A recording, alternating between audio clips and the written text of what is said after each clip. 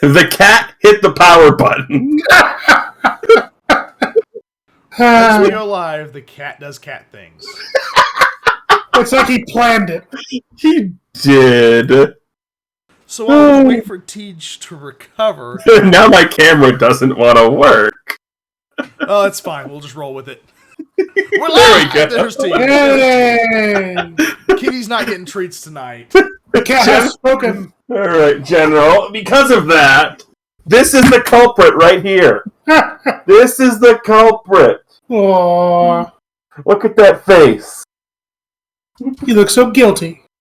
You're talking about the cat or Nora? Yeah.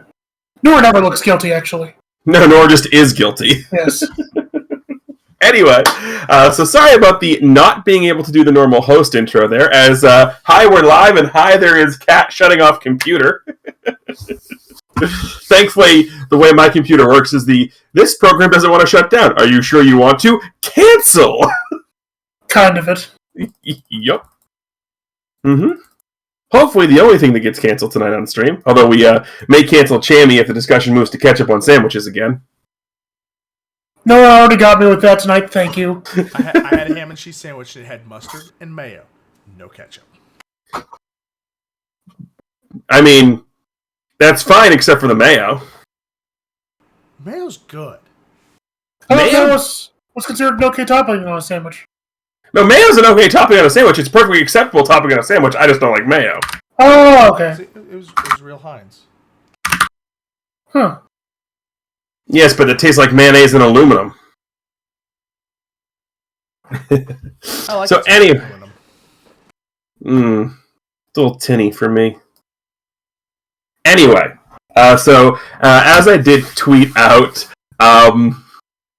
we had some unforeseen circumstances happen, so it's just the three of us here tonight. And no way this early into a campaign we can continue on missing two people. It just doesn't work. And unlike before, and unlike before, we don't have any sort of bonus game we can go to right now because we haven't really got back into that yet. So, not wanting to leave the channel want for content, even if I did stream a little bit here yesterday, we decided that we were going to do a little behind the scenes sort of stuff. Usually when we finish up one of the sessions, we'll sit and we'll talk, and these guys will ask me questions about certain things that happened in the session, or this, that, and the other thing. And we kind of figured, why not do the same sort of thing here, and just sort of have that sort of peek behind the screen, behind the curtain, whatever you want to call it, and do it that way. I'm going to shut the door behind me real quick, because I do have roommates, so they don't need to hear me yapping. But so that's pretty much where we're at. So, I mean, we did get the introduction. We have Chameleon Ice. We have Narrator. I'm TGE. I am not your Dungeon Master tonight. I am a Dungeon Master, just we're not running a game tonight, so I'm just sort of here. I guess I'm kind of the guy on the hot seat a little bit. The kind of thing I'm saying. Yeah, I guess it's kind of the best way to sort of describe it, as I'm just sort of like the guy on the hot seat here. So, I guess that the whole concept behind this is sort of like the behind-the-scenes workings of, hey, this thing, what was your thoughts like with this encounter, or that story, or this, that, just questions in general, thought processes on DMing, on encounters. Pretty much anything is sort of there, is an appropriate question for it all. So I guess the question is, what questions do you guys have? And as a DM, I will have some counter questions for you guys as players as well. Absolutely. Looking forward to that. So, I mean, let's just start at the beginning. What was your major inspiration for Diastasi? Okay, well, it's funny because we were, we all kind of know what happened, why Lagaria ended, why everything was sort of abruptly stopped and end. And part of my inspiration was to do something that felt completely different from everything we've done.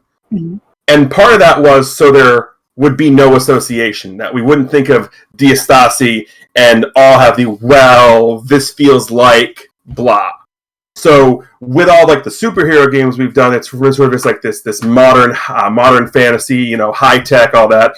And then with Legaria, you really had this sort of high fantasy feel, but not insofar as sort of whimsy and magic. It was much more high fantasy in more of a style of like The Witcher or Game of Thrones.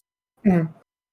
I wanted something that still had that high fantasy feel, but I wanted something different. And honestly, my sort of what inspired me is I've always wanted to try and find a way to do this. And this goes back, hitting the Wayback Machine. For the longest time, I competitively played Magic the Gathering. My favorite block from a story perspective was Lorwyn Shadowmoor. And Diastasi very much is based off of the concept of Lorwyn Shadowmoor. Specifically the Shadowmoor side of things, because of that sort of that dark, the sun not really shining, everyone's sort of having this malevolent malaise to them, that sort of darkness, that's very Shadowmoor. But as the plane of Lorwyn Shadowmoor as a whole was very much fairy and whimsical and mystical and all of that sort of like the fairy tales you grow up reading and listening to. And I wanted, geez, Cat, are you going to town on that litter box or what? Oh my gosh. Like, all I can hear... Number 2 now. It's the same cat. All I can hear is... And that is why there are no Tabaxi and Diastasi. But... Because they've been killed off by now. Yes. But that's sort of where I got the thing. And I've always loved that sort of... that whimsical feeling, too. That feeling where you look around, and even if the color is drained from something, you still can tell that this has that magical feel to it. There's something, magical about this, whimsical about this. And to me, that's always the fun concept for a game. Oh my god! The cat's attempting to kill Tej now. Oh my god! The litter box is in my office, and it is awful. Aww. No, but that is the fantastic, like, that really... that world that you've set up is a...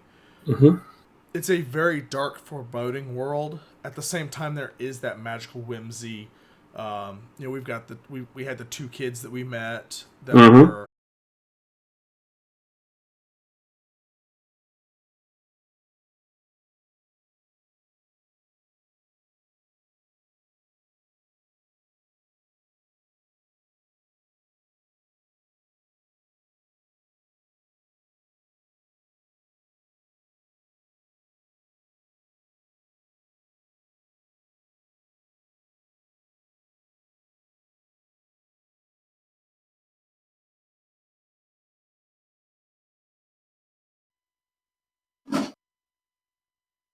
Yeah, you will. All right, and we are back. I don't know what happened, but OBS... What appears to be the problem?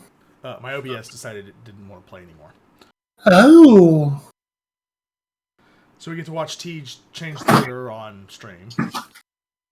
This is the content that you came for. Normally, I would just let this go, but it is disgusting. Aw. And for the record, Tej is wearing pants. Let the record show her pants were worn today. Alright, so, while we're waiting for Tej to come back, Jamie, why don't you kind of go over the inspiration of your character? For Dovon? For Dovon, yeah. It's multi-layered, honestly. But the base thought I had is I actually did want to try playing... I wanted to try playing an animal-like character, because it's something I didn't get to do in the last D&D campaign. But when I was trying to think of like an archetype, I originally thought of like going with like a Minotaur cleric, because I kind of had one in the wings where I was like, let's try to play an old man. I don't do that very often. But then I started looking at the Harengon that were released not too long ago, and I kind of had this idea where I was sort of looking at this like Rabbit Ranger that was sort of like almost like the dark and fallen version of like Disney's Robin Hood. Like if Robin Hood didn't make it, and like Skippy had to carry on after his mentor was dead. And like it's not literally what I did, but it is sort of like my brain's like, that's kind of an interesting dark image. Like, what would that kind of a rabbit look like? And so I pulled that out of there. Yeah. And funny you bring that up, because back to the whole world of Diastasi for a second, I didn't tell these guys where my theming was coming from. I told them dark fairy tale world, but I didn't tell them that it was based off Lorwyn Shadowmoor. And for the Magic the Gathering Lorwyn Shadowmoor, the world of Shadowmoor is a dark mirror of the bright, sunshiny world of Mirrodin. Of Lorwyn. So you saying the dark mirror version of Skippy, when you said that to me, I'm like, you have no idea how amazingly that's going to fit because of where I'm drawing the inspiration from. It works too well. It works too well, yes. I had a number of things that flew into that as well. I was actually thinking a lot of what the thing that actually drove a lot of his design was, I'm not sure if you guys ever played Wild Arms, like the RPG series. Yes. But Wild Arms, I think 3, where they actually had a female protagonist. She actually had one of the main characters, and there was actually this little kid who was just so jaded with the world. He was actually probably the hardest and grittiest of the entire group. But he was just like a little guy who was just like kind of done with things. Like he had seen some stuff, and he was just ready to get his job, get done, and move on.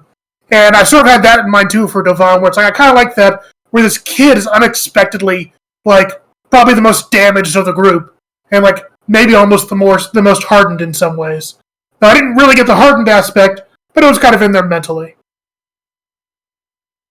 No, absolutely. No, makes total sense. Yeah, and as a final thing, also I kind of tipped my hat because I was still kind of waffling between the Minotaur and the Harengon, is that OPT's favorite animal has always been rabbits, and so I thought in my head, like, I'd really like to kind of make like a bunny character, sort of an homage to him, and so that was also kind of pushed me over on the other side of the scale too. Mm-hmm. Oh yeah, don't worry. I don't want to give too much away, but one of the things I had planned for Lagaria, because Lagaria was based off of the world of the video game Suikoden 5. Oh yeah! And there's something in that game that I didn't get a chance to adapt that actually fits better here in Diastasi anyway. So, not to give too much away, but I will have my own little homage at some point when we get there. Nice. Mm-hmm. So I guess since we came back to the discussion of Chammy's character, I guess the ball clearly gets to swing back to you now, Nora. Exactly. I'm actually very curious. So, yes. Razad, I've played mostly, not necessarily more comic relief characters, but I've played a lot more free and kind of aloof characters. Yeah, aloof is definitely you. Yes. Mm-hmm. So I wanted a character that was much more grounded, much more troubled, and much more willing to kill than have a good time. And was kind of going through, and I really didn't have a good plan. I didn't know what I wanted to play, and I stumbled into the Blood Hunter. And completely, I love the concept of this make a pact with the devil to get your powers. Well, that specific is a warlock. Yeah. Well, yeah, I love a warlock. I love the warlock class. But this is much more physical warlock, almost. Mm. You know, right. The people will sit there and say, well, the physical warlock's the Hexblade warlock, but to get a little deeper into that, actually, the Blood Hunter is the custom class that was designed by Matt Mercer of Critical Role. And when you reach level 3 in the Blood Hunter, you get, I believe it's 4 different orders where you can choose from. The most common one I see people talk about is the Order of the Lycan, where you can turn into a dang werewolf. Ooh. Which, don't get me wrong, that's awesome. But when Nora, when him and I were working together to make the character, and he came up with this backstory of Razad's backstory of being abducted into the Fae as a young child, and now being a Fae hunter, it worked out beautifully. One of the orders, as a blood hunter, allows you to take warlock magic. Oh. Which is what his subclass is. And here's the more important. Do you want to keep your pact deity a secret, or do you want to talk about that? So I don't know that we actually established the deity's name. The deity. Well, here's the deity's name and stuff. Don't worry about that because as you and I talked, we'll get to that. But when I say deity in general, like as a warlock, you're beholden to like you're a warlock of the fiend, a warlock of the deep, a warlock of the deep old one, a warlock of this, or warlock of that. So when Nora picked the blood hunter order that gives the warlock spells, there was one specific deity sort of subclass that sort of fit beautifully with how we've sort of established gods in Diastasi, insofar as there's not really your typical pantheon of gods, but it's usually some sort of fairy who presides over that sort of little bubble. And again, do you want to keep that part, the next part, a secret, or do you want to talk about it? We can talk about it. So when he's looking through, him and I had the screen share, we're both looking, and we pretty much at the exact same time both said, that's the one. So his pact, keep in mind, he is a Fey hunter. He's a fairy hunter. His pact is with an archfey. So that's sort of like a Lord of the Fae? Yeah, an archfey is basically a powerful fairy who has bestowed powers upon you. Right. Typically with the, usually, and the way a warlock works and the way the warlock spells with the blood hunter work is each one of the demons or the deities you give a pact with gives certain abilities. Like the fiend, the devil pact give you fire stuff. The genie pacts give you things related, depending on the type of genie, but more like, wish-related things. Like when you reach a certain level, you get a free limited wish spell type of deal. The Archfey gives you glamours and illusions. Oh. And they're sort of like that tricksy magic type of deal. And you're right, we haven't revealed the name of the Archfey yet because I haven't revealed the name of the Archfey yet.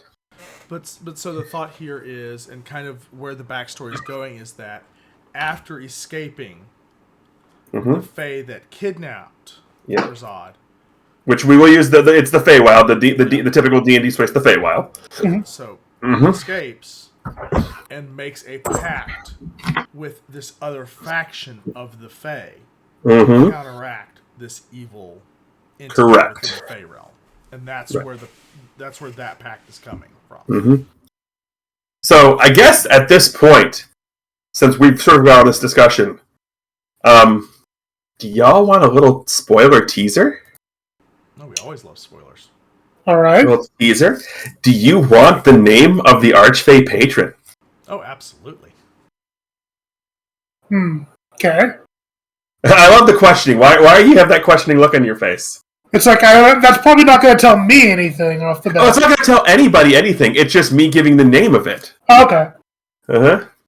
So, and this is something you and I discussed, Nora. You have given me sort of free reign over which Fae this is. And I will tell you that the name of this Archfey is Volucris. Is that with a W? Volucris. Volucris is the name of the Archfey. Which does nothing for us, but it does kind of, with the naming conventions and everything, kind of build some thoughts as to what that might be leaning towards. Absolutely. Like, naming things is one of the hardest things. And actually, before everything happened, before the cat and all that, and before we went down, I was actually going to be talking about the two boys that we had mentioned, following the ghost stuff. And so the story behind that is, names are the hardest thing to do. So I had the story behind. I didn't even have the story behind all this. So before we even started Diastasi, this was, because we started that Sunday, the January 2nd. This was on my flight back home from visiting my mother and my stepdad in Florida on December 28th, that Tuesday. So I don't have this. I don't have a whole lot, but I'm starting. I'm trying to fall asleep on the plane right back, and I can't because the group of the people sitting behind me are a group of it's a family, but it's basically like the 3 p.m. in the family on the outside, and the 2 brothers are in the 2 seats there. And there's another person behind me, and they're talking. And these 2 brothers were very hyperactive, talking about this video game and that video game and all that, and just their energy and the how they were diving headfirst into it is what gave me the idea for, okay, why not have this happen? And that was sort of that was the inspiration for this whole storyline, was the two hyperactive kids behind me on the flight. That does fit, especially with you. Yes, very much. You actually have a big habit, T. Just like, it's not a bad thing, but it's one of those things where it's fun to kind of see the marks of people's styles as they're designing ideas and campaigns and characters. And you definitely do like to lean into the brother energy when it comes to like your stories or like some of your concepts. Not just that. Less the brother energy and more that sort of that young, vibrant look at the world with unjaded eyes. Yes, true. That's actually more that's my DM style. Is I love, and a lot of the characters I play are like that. Or the other big style that I'll do is, if I don't have an idea for something, the well I always go back to is Orphan. Yeah. Like, that is just the way I play. Not again. I'm having flashbacks here. To what? Which one? The orphanage. Oh, yes. That was a good orphanage. They liked you. Yes, and Sunday the orphanage cat. The talking cat. Yes, Sunday the talking orphanage cat, which, by the way, to pull back the curtain on Lagaria a little bit, that was put there specifically because Nora said, hey, I want to potentially maybe have the option of going Warlock, and Sunday the orphanage cat was going to be the patron. Oh. That was the plan. That's why the cat was there. And the reason behind Sunday the orphanage cat literally was because at that point in the story of Lagaria, all Nora and I could do back and forth on Discord was send back pictures of the Twitter account Bodega Cats. And Sunday was basically a bodega cat, but in an orphanage. I'm not saying that our ideas come from random places, but we've got some random places we've gone. Yes. I mean, take inspiration from everywhere. And as a DM, like, that's the biggest thing I've learned is, as a DM, is yes, it's your story, but only so far. It's less your story and more your conducting of where it goes. Yes, Diastasi is my world, but all I've done is I've put the edges in the sandbox. That's all I've done. And with Omedo, I've made one sandcastle. As a DM, especially in a homebrew world, to me the biggest thing I've learned is, as a whole, D&D, or Mutants and Masterminds, or Masks, or whatever tabletop game you're playing, it's about everybody enjoying themselves and having fun. That's the players, that's the DM. For sure. And if, as a DM, I'm sitting here and I'm like, well, no, this is how the story should be going, why am I DMing? Why aren't I writing a book? Because if you want to play a solo game as a DM, write a damn book. The books are harder to sell. Exactly. Right? But if you're playing a game with people, it is a collaborative thing. Uh-huh. So, as a DM, my job is to know where the story is, to know where I want the story to get to, but not know the path we take to get there. And that is your job as players, is to walk the path. Now, as a DM, I want the path to go this way. I want to go from here to here. That's what I want. Mm-hmm. And as players, you start here, and then you go here, here, here, here, back here somewhere, over here, up there, over there, and then you get here. And occasionally, the here can change depending upon the ways you get inspired. Absolutely. Exactly. Yeah. So that's the biggest thing I've learned, is to don't be afraid to change what you have written down, because no good idea ever survives first encounter with your players. Never does. Never does. Never. Number two is, yes, you have this. This might be an awesome idea, and then your players are having a discussion, and they mention something, and you're like, that's better than what I thought of. And you jot it down and you're like, nope, that's where we're going. Yeah. Absolutely. That's the most fun. Yeah. But if you're afraid to do that, then you'll never get those cool things. And yes, stuff like that has happened in games, whether it be the Mutants and Mastermind stuff, whether it be Masks, whether it be D&D. Am I going to sit there and tell you what you guys changed? Absolutely not. I want to be sitting there like, no, this is my idea the whole time. I ain't giving him credit for crap. Look how smart I am. No, and if you go back and on the YouTube and watch some of our old content, especially the Bay City stuff, you can see inklings of it where the plot's going one way and we go a completely different way, and it just flows naturally. You can feel it, you can see the change happen, but you don't really understand what changed. But you know something. You know we messed with you at some point. Oh yeah. Well, here's the thing is I don't want to sit here and like pat myself on the back, toot my own horn, but when you ask any DM, not a whole lot. I do a little bit. But if you sit there and you talk to any DM and you ask the question, what is your greatest strength as a DM? That is a question, to me, every DM should be able to answer. Because that's the one thing of, okay, if a curveball gets thrown at me in this manner, this is something I'll know how to deal with. And for some people, it's world building. For some people, it's encounter building. For some people, it's lore crafting. For me, if you ask me that question, my answer is going to be my ability to adapt on the fly.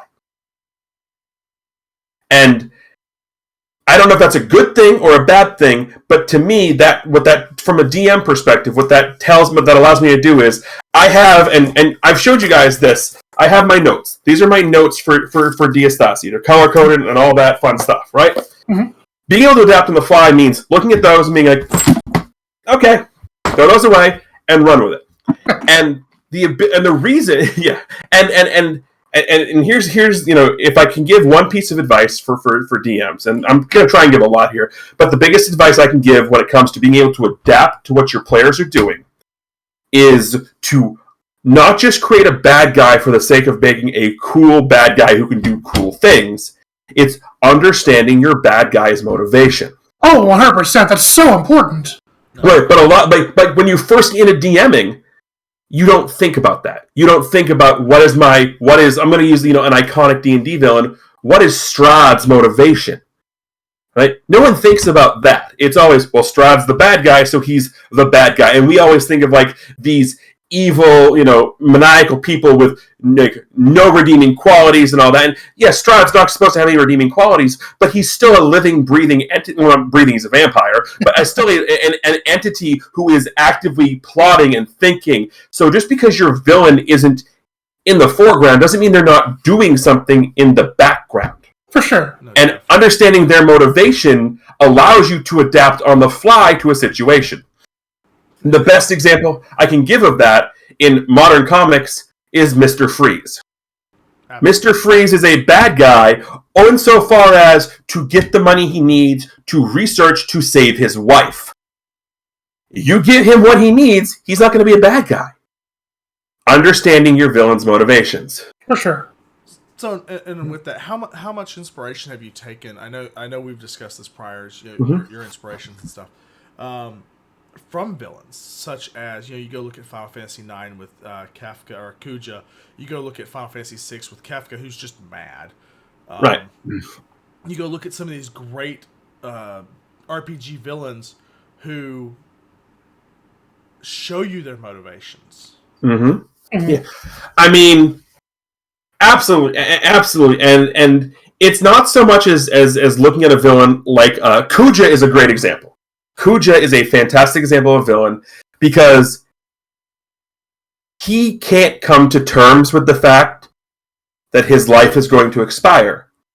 So, insofar as doing that, he decides that, well, if I'm going to die, I'm taking everyone with me. And you can see where his motivation lies. Mm-hmm. He's still a bad person, but you can understand where he comes from. Right. And as a DM, what I want is, I don't necessarily want you to feel sympathy for whoever my big bad evil guy is going to be. I want to create a villain who you can at least understand where they're coming from. Their methods may be wrong, but you can see where they're coming from, because evil is nebulous. And there is no such thing as this pure evil thing. Like everyone takes a look at the same scenario and understands it and deals with it differently. Evil is nebulous. So that to me, and that's the motivation that I take from looking at these villains. Kefka is a fantastic villain, not so much for the inspiration of, that evil being nebulous, because Kefka does not have any redeeming qualities, save for that 16-bit laugh. The 16-bit laugh is amazing. For sure. But, Kefka is a different series, is a different, motivation, because Kefka is the villain you look at when you want to see what happens when the villain succeeds. Right. And that's another story altogether, and to go into that as a GM, and this is something that I want to instill in not just you guys as my players, but players in general, is as a DM, I do not ever set out to kill the party. Because as a DM, I have access to the entire monster manual. If I wanted to kill you, I will kill you. If I want to kill you, if I want to kill you, I'll just send you up against the damn Tarrasque.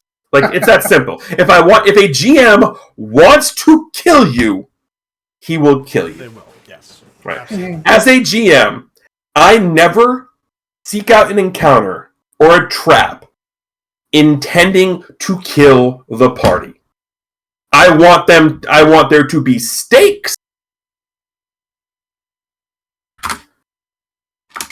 I want you guys to feel like there are stakes in the combat. I don't want you to walk in and feel bulletproof. I want you to have this sort of feeling of dread in an encounter. I want it like the erased encounter we had in Rockcrest Manor. Mm-hmm. Okay, where yes, there is a chance you could have died, and that I apologize. My intent wasn't to kill you. Yes, there's a high chance. My intent. My intent wasn't to kill you. My intent was to make stakes. And that's just one of those things where that was the dice falling where they may. There's nothing that I intentionally did to do that, but that's the inherent random nature of a game. For sure. Absolutely. And right. and it really, honestly, it feels good to have those encounters. Mm-hmm. You think you go in and you just face roll everything that you see, where now every decision we make has impact and consequence. And if you look at that particular episode, we very easily lose a rabbit. Yeah. I mean, the thing is, the save on that life drain wasn't a tough save. It's a DC 10. So even with a base score of 0, what you're effectively doing is a death save. You have a 45. If you say you have a base Constitution score of 0, you have a 45% chance of failing that save and a 55% chance of making that save from base stats of 10s across the board, where you get no bonus to your roll. Right. But again, that's what I'm saying. From base stats across the board, that's what when I see that, I'm like, okay, yes, if you fail this is awful, but statistically speaking, they're going to have a greater than 50% chance of making this save. So, however, it is fair to say that the dice in this game have been hating us. Yes, absolutely. But if you look at that from my perspective, I'm not playing the bias of the dice. I'm playing the percentages I see. And if you look at it, you did exactly what I thought you did. You 50-50'd it. You failed one. You made one. And it's a good thing I made one. Yes. Now that being said, what I will say is, as a DM, I never want to kill you. No. But if an encounter happens where it looks like you guys are all dead, I am a big fan of turning that into a plot point. For sure. I never want to do a TPK. More than likely, I will do a TPC. Total Party Capture. Mm-hmm. And then that's a whole new area, because guess what? Now y'all gotta go full on Chrono Trigger and break out of jail without your toys. Absolutely. Which is fun. Right. So that's what I like that. Because a lot of GMs don't think about this, but how much time, have we invested in these characters? Exactly. Not much, really. Well, but the longer it goes, the more time we invest in the characters. Right, for sure. But we personally are invested. Yeah, we're personally invested. Mm-hmm. I've written a backstory. You draw art for your character, so you're invested in that character. And if you turn around in session 1, your character's dead, well, this sucks. It's not fun. No, right. So it's a much better. I like the capture, and I like the avoiding the kill as much as possible, so that we're not bringing in new characters every week. Exactly. Like, especially for a broadcast show like what we do, even if there's only 4 or 5 people watching it, you still get, you listen to a podcast, like an actual play podcast. You get attached to those characters. So seeing one of them die isn't good, and multiple deaths is especially not good, because you're going to have people returning because they fall in love with a character. Like, there might be shows you watch where I would stop watching this except for this character because I love this character, or they kill, or whatever it is.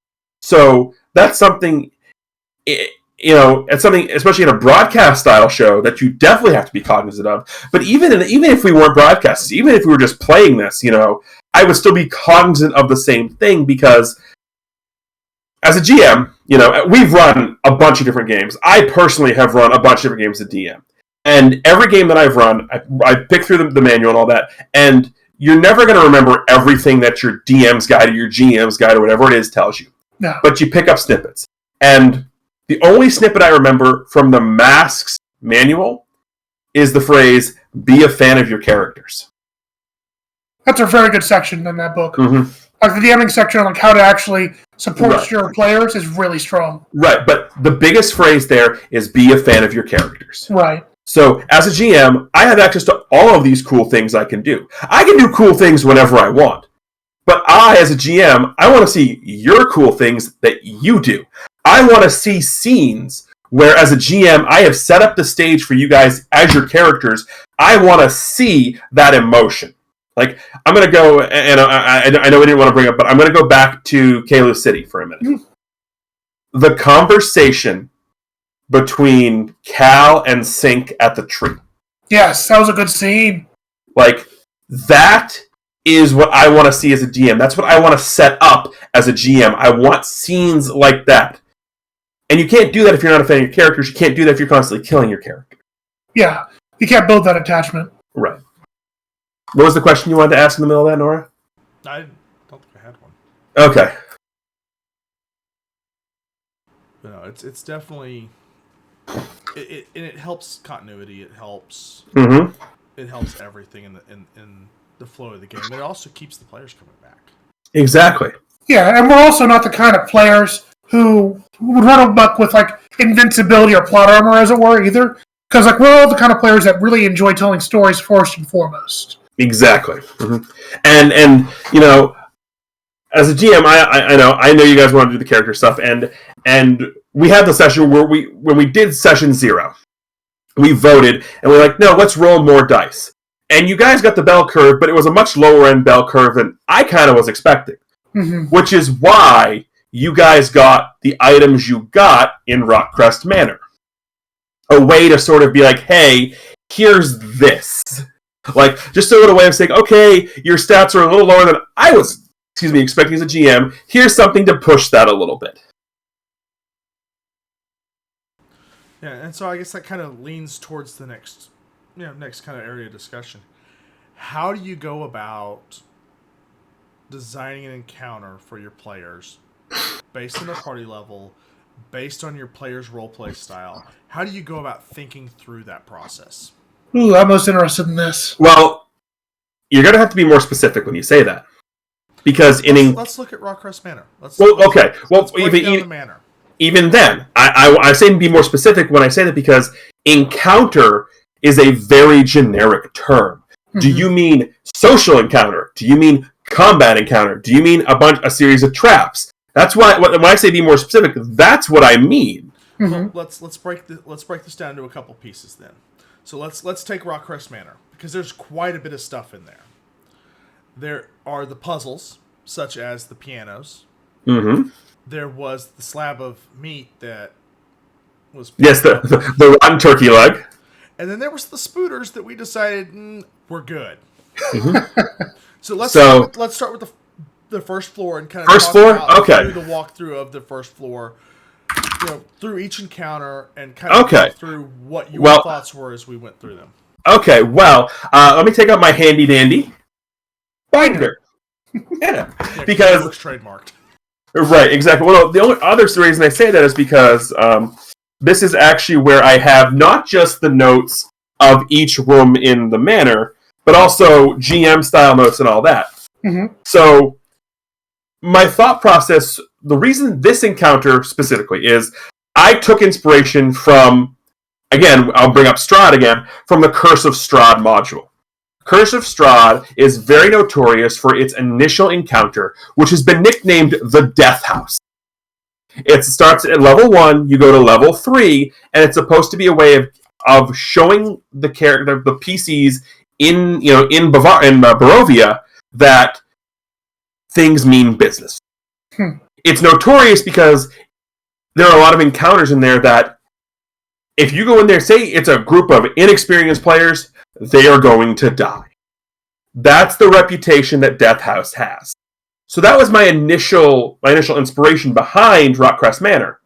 Was, okay, I want to do something like that. I want to have a series, I want to have a dungeon. And me personally, to go off on a little tangent here, I am not the biggest fan of the stereotypical square room, stone-style dungeon like you always see, right? I want something that yes, there's going to be caves, there's going to be sewers, there's going to be all of that, right? Mm-hmm.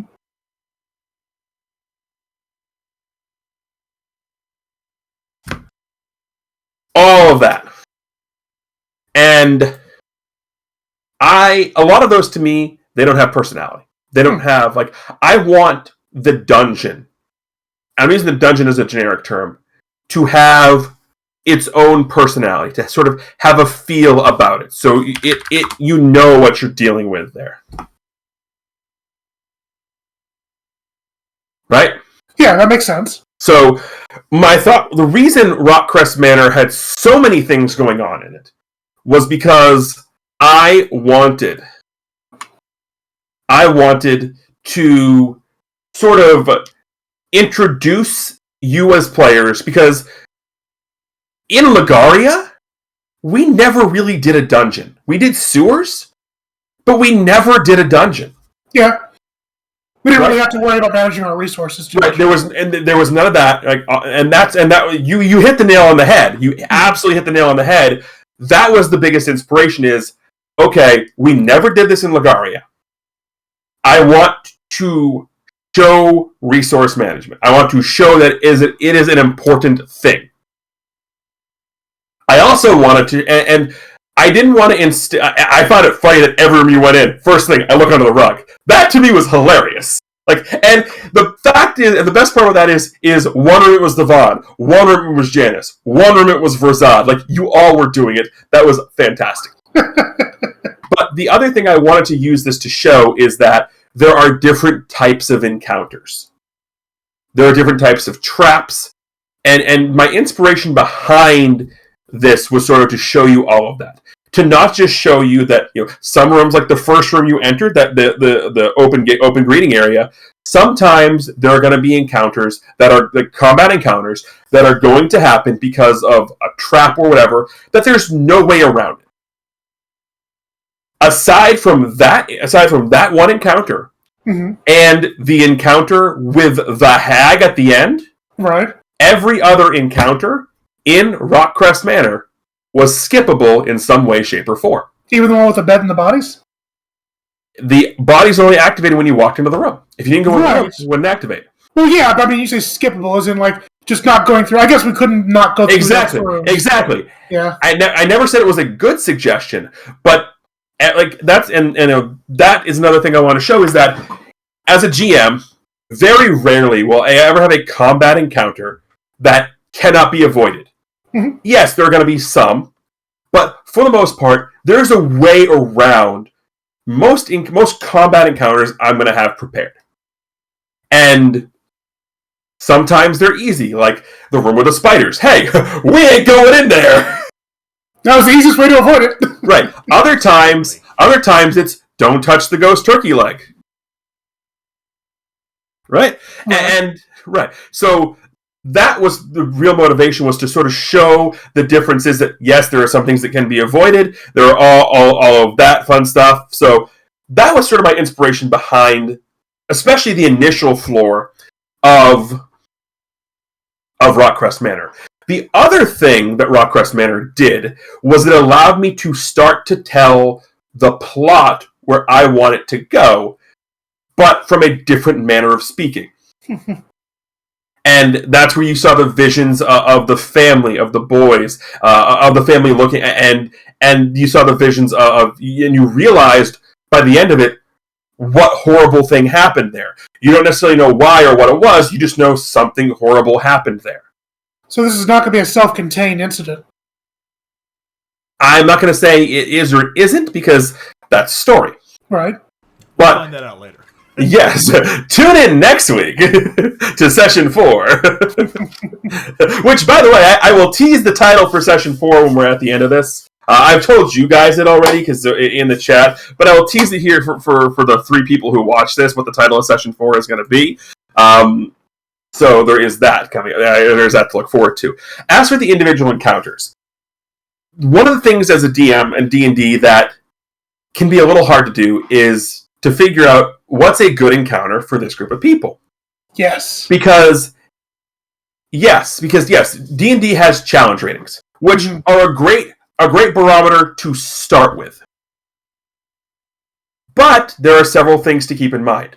A fight that's a challenge rating 2 for a party of 4 level 3 adventurers is probably a challenge rating 2 if they're at full power.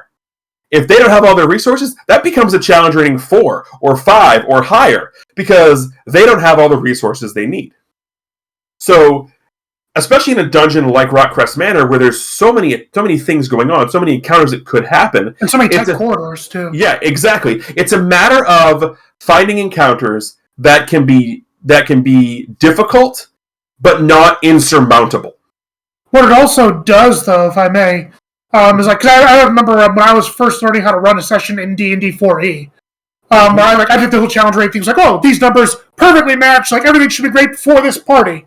And then like the party goes in and they immediately get themselves killed by basically running into the bad guy's running into the bad guy's weapons and basically impaling themselves. And one of the things that these kind of things, like early dungeons, do is that aside from looking at how the challenge rating works and how it compares to like the party and the resources, you also get to see how we, the party, interact with most of the things that we're going to be facing. Like, you get to see, okay, what's their general plan of attack? Like, who tends to take the front line? Who tends to stay far in the back? It's like, how tanky can these guys be? Like, what do I need to keep in mind? And, like, this kind of a thing is very good for sort of to gauge that, too, where it's like, oh, these guys can't take a charging monster like this, or these guys keep my enemies at bay all the time. How do we work around that? Like, it's information gathering.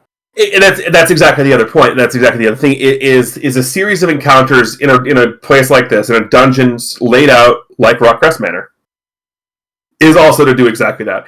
As a DM, like if we were to right now, this very minute, drop back into BCC with Kestrel and Anton and all of that, I would know immediately how y'all are going to handle it, because we've been with those characters for 80 episodes. Yeah. I don't know that with the Diastasi characters. This is episode 4 next week. So, as a GM, if you're running into a new session, new campaign, like, your first encounter shouldn't be something overly difficult. It should be something that has a little challenge to it, but it's something to get to know your party. And the first dungeon sort of be the same thing. Yeah. It's like in Final Fantasy games, the first boss is usually the tutorial boss. Rockcrest Manor for this was kind of like the tutorial dungeon. Not necessarily a tutorial for you, a tutorial for me to learn what you guys do as a party. And for us to learn too. Exactly. How you guys operate together. How you can operate together. What each person's strengths and weaknesses are. And when I say person, I mean character. Correct. Mm-hmm. Because we start realizing, like, oh, wait, if I do this, this sets up Nora's character for being able to do his skill. It's like, now I know that. I didn't know that before. Like, oh, neat. What? Huh.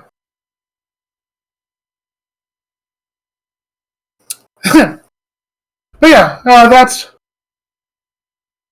it's a fascinating way to kind of, like, learn about your character and learn about their limitations. No, definitely.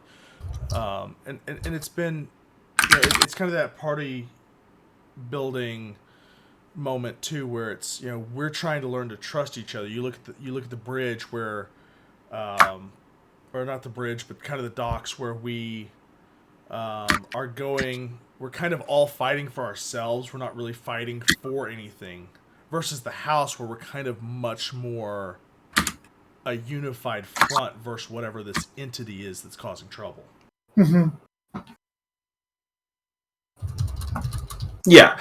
So I mean that's definitely sort of where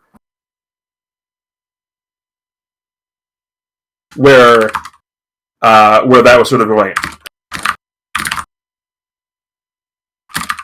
1 second, everybody. Mm-hmm. So that's sort of where I'm at now. If you want to go individually room by room, we can. I don't necessarily think it's necessary to go room by room. No. But if you guys have questions about specific rooms, we can absolutely discuss that. So I think the one room we should talk about is the spider room, though. Okay, what about it? I did not encounter that spider room. I'm actually very curious, what it was, what was going on in there. I don't want to explain fully because there's some things about the manor, about why the manor appeared, that you guys don't know. But basically, the giant wolf spiders had taken up residence in this room, and they were planning on anything living that walked in. They wanted a fresh meal. Easy enough. Yeah, and they were doing the spider thing of hiding in the corner. And yeah, you guys just happened to beat their stealth check. Okay, cool. I did put the clearly visible treasure in the room. Right. To try and lure people in. Luckily, we're too big of cowards. Yeah, but the treasure wasn't for you. Oh, okay. Oh. Treasure was for him. Oh. I know Nora and his addiction to treasure chests. Yeah, I have a thing for treasure chest, but I also have a thing against spiders. Exactly. So 6 of one, half dozen of the other. Right. Mm-hmm. So I guess we don't need to talk about all the encounters. We kind of hit on the raids. We've hit on kind of what happened. Let's talk the boss encounter. Okay. Because that was a very lopsided encounter in our favor. Right. Well, 2, a very interesting and well laid out plan for the room. Right. So 2 things about that. We'll get to the room in a minute. Mm-hmm. That encounter served a purpose. Because you can ask, I know if Prim was here, he would agree with it. He would echo this sentiment. And anyone who knows me as a DM in real life will give this as well. My preferred method of boss fights is hard, but easier if you know the trick behind it. And that was me this was me showing you that. Specifically by planting the scroll of protection from evil and good in the kid's bedroom. Mm-hmm. That was me hinting specifically at use this before you fight the boss. It's like it's Zelda logic. The dungeon item is going to help you fight the dungeon boss. Now that might not always be the case with dungeons, but I wanted to establish that yes, some fights are going to be hard, but there's probably a trick or a way around it. Specifically with this fight, I wanted the protection from good and evil because the big key with that hag is if you were scared of her, she could just look at you and you die. Or you drop to 0 HP. That's what made that fight so hard. Right. Is the ability to just look at a character and go, boom, you're out of the fight. With that not being, with you guys, being either protection from good and evil or the heroism spell that Domlega cast, making you immune to the frightened condition, that turned that fight from a very hard fight to a, yeah, you just gotta whack away the HP. Yeah, no, that, and I think I didn't even, I just went in and I... Right. Well, let's see, the plan... I didn't just run in either. I shut the door first. Right. The plan for that encounter always was, maybe I'll pick somebody off, and then the rest of them will realize what's going on. That was always the plan for the encounter. Right. Now, as for the room layout, the fire runes on the floor, which is what they were, they were fire rune traps, right? Mm.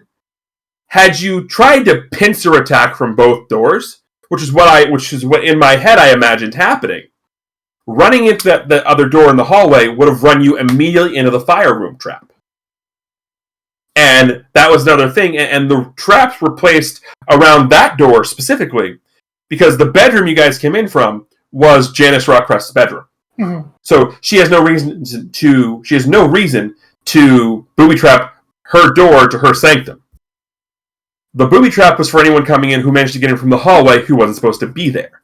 So, ironically, Devon getting KO'd and us having to go to a bedroom to actually revive him somehow worked in our favor in terms of placing.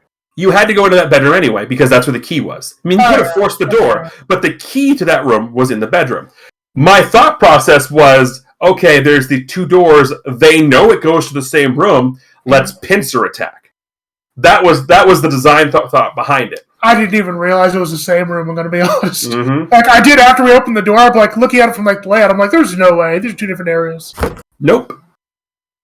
And that sort of, and the layout, and to me, what I also liked about Rockcrest Manor is that, aside from a little storage room, or you guys, there was a small little room in the little hallway that none of you guys entered on both floors. Mm-hmm. So you went in that room, and the hallway where the secret stash was, and the bedrooms were, or the kitchen. In that room, in that area, there was a little tiny room that nobody entered, and it was the bathroom. But to that point, I think that's also the map too, because I don't think we saw the doors to those. Right. I'm having trouble with the maps. Right. Well, that's because of how I was learning the Fog of War stuff. Yeah. I wasn't uncovering the doors well enough, and that's on me. But it was just the bathroom. It was a fun little thing of my notes to say it's the bathroom, nothing more. Move on. And there is part of me know how that would have gone. Yeah, someone would have been searching the toilet for something. We would have turned that bathroom inside out looking for loot. Yes, you absolutely would have. You would have been in the back of the toilet, and oh yeah. Because it's not just... the room! Or our favorite quote of that one episode is, you see the turn order appear. That's nothing. Don't worry about it. I know. Everything seems normal when you look at it. Turn order appears. Yep. Nope. Yeah. The room I was most interested actually in was the room that actually had the mounted dragons in it and the piano. Yes. That one room I was actually very curious about, because I don't know how missable that felt, but it also it felt like such a weird room because it was just so much story for us to view, and there wasn't much for us to worry about doing in that room, but it still felt oddly engaging. Yeah. But I also like the fact that you even said you had in the house the different you had the rabbit rug in there that was black. That was specific. That was because I knew full well you guys and the propensity for spiders because of the Wooter Spooter incident. Yeah. So my intention with that room is I wanted to see your reactions to more spiders. So I wanted to put in multiple ways to try and get people in the room. And whether it's treasure with Nora, or whether it's, hey, there's a dead rabbit in there, that's one of my brethren, I want to help you, I want to avenge you, what killed you. That was the reason the rabbit rug was in there. Well, when I was remembering those, Dark pointed out how you had, dragon heads mounted in that little extra room. Mm-hmm. It's I felt like a call out to him. Oh! Yeah, it was definitely a trap room for all of us. That big room specifically is, if I'm being honest, I didn't put the dragon heads in there to sort of call out to Dark as the Dragonborn. Mm-hmm. And the reason behind that is because Dark and I have discussed a little bit of his backstory, but at the time of making the map, I didn't know a lot of it. So I didn't want to put too much in there that would have focused on that backstory when I didn't know where it was. Mm-hmm. So it was just to me, oh, that's a wall-mounted thing, I'll put it here. That literally was that. But then when you guys like, oh, is this a mention of Dark and all that? I'm like, okay, I can make note. This is one of those taking inspiration from what your players are saying. Right. Okay, cool. Make note of that. Do it later. So the intent was never to do that, but it was fun in the moment, especially after the rabbit rug. Yeah, and it worked out for the theming of us. I could basically hit all three of us differently. Right. So, and the other thing is you asked about the nature of that room. And the nature of that room was, it was intended to be a story room. It was always intended to be a story room. And yes, had you not gone into the room, you wouldn't have seen the scene. That doesn't mean I wouldn't have found a way to give you that information. Right. It just means you wouldn't have seen the scene. And specifically that room was not about the happy family. That room was about the outlier in the background. Because giving you that information about the girl in the background allowed for the... Oh no! What a good pose to freeze into. Oh, there it goes. A fantastic freeze. It was. It really was. So we lost kind of your statement. The girl in the background was the outlier. Yeah. So that room was specifically like the story of the family, the happy family. Yes, it served a purpose. It served a purpose, sort of get you guys more attached to specifically Cameron and Alexander, the two boys, before you went upstairs and saw them cowering and hiding. Okay, and and don't worry, there's still more where they came from. Right, I said as much. Right, so that scene in the piano room was not to get them more sympathetic, although it helped. The scene in the piano room was always about the outlier in the back of the room, because seeing her there made the impact of what happened in the boss room that much more. Right. And I will say this, foreshadowing. Okay? Always good. We've mentioned our two friends who are not here tonight, Krim and Dark. Let's talk about that first combat scene just for a moment. On the docks? No, well, not in the house. Oh, you're talking about the armor. The armor. That, if you go look at... there's a bunch of YouTubers who do one marvelous scene or they do one fantastic scene where they talk about how this movie set up this one beautiful scene. That was this show's so far one fantastic scene.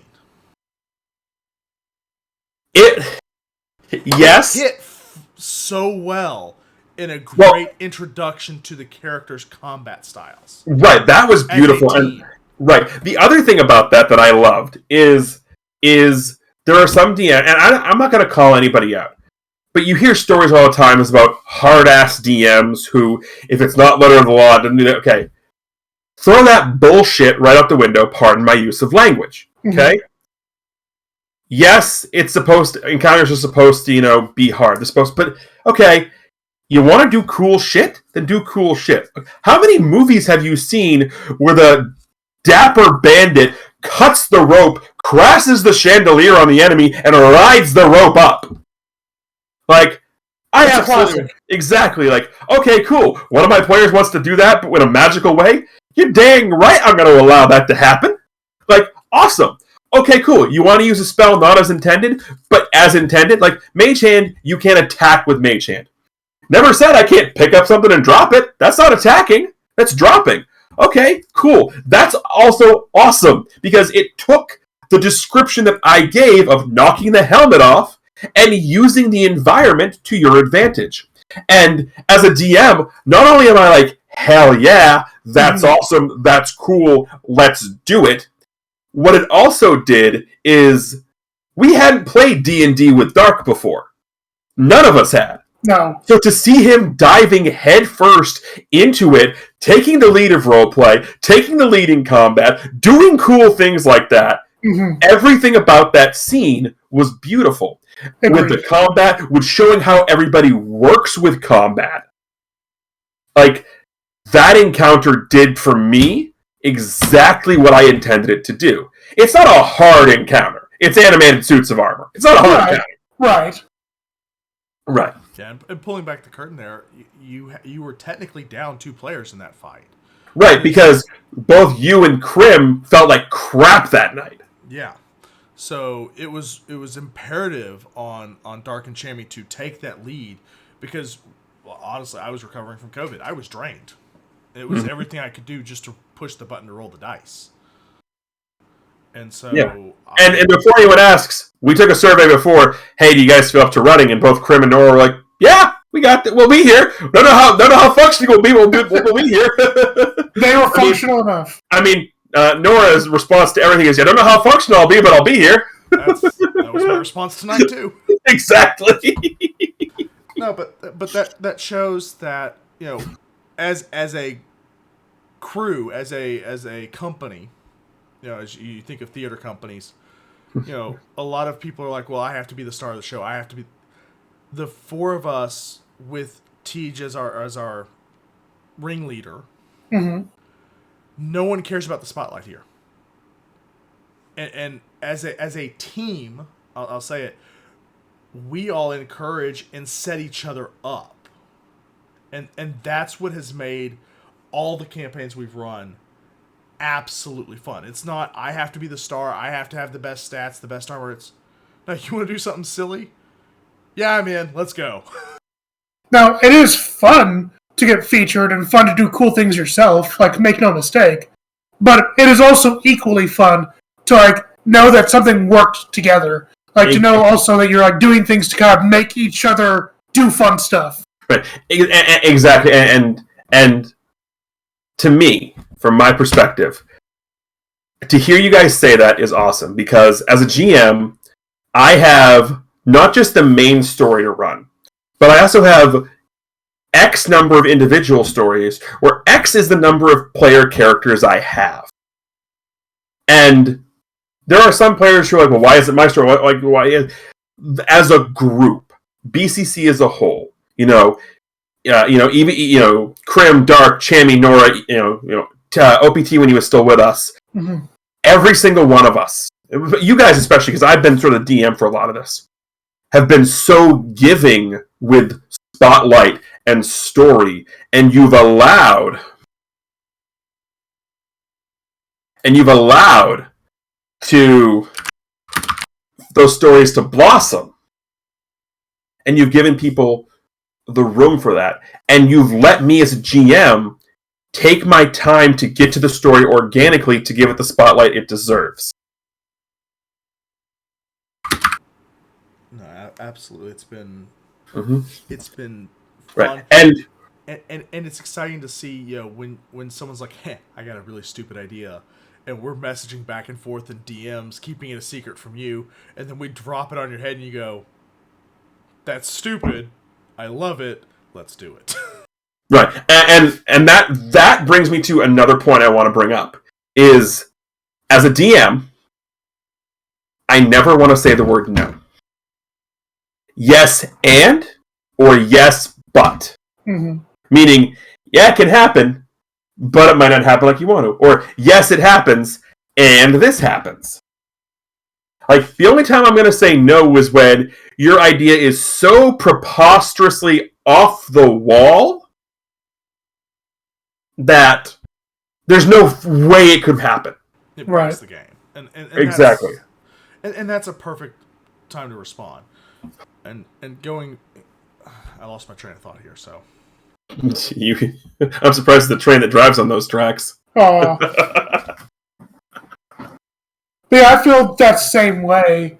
Is you surprised there's a train that drives on Nora's tracks? About the whole, I actually always thought as like a DM, like, it's okay to say no when something, like when a line is crossed of some kind. Right. But in general, like, we're generally pretty good about talking things out. Right. And to go back to that for a second is, a lot of online games, and we don't talk about it a lot, but gaming safety tools are a thing. And that's when you say no, is when people get uncomfortable. Yeah. And I feel like as a group, as a whole, if something gets to that line, we're like, hey, can we pump the brakes a little bit? Okay, you fade to black. You okay, cool. say I'm going to use this as an example. Is say a lot of the common safety tools are lines and veils. Lines are things you don't cross. Veils are things that you're okay, but they happen in the background. Right. That type of thing, right? The biggest example of it is like a veil on explicit sexual whatever. Like say it sounds like a dungeon of some kind. Well, more what I'm gonna be is the two lovers, after a passionate session of kissing, end up in the bedroom, and we fade to black. Right. That's a veil.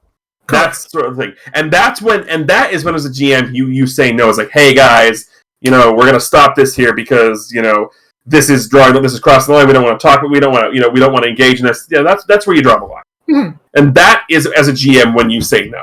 Yeah, absolutely, for sure. And one of the things that we've not really run into that as a crew, but we know each other from the now. God, what is it, like 4 years that we've had this channel up and running? 3 years? Yeah, something like that. Mm-hmm. At least all the games, and not just that, but we all talk almost daily. If we don't talk daily, it's every other day where we're messaging back and forth. Tej and I are on a phone call. Chammy and I are playing a game together.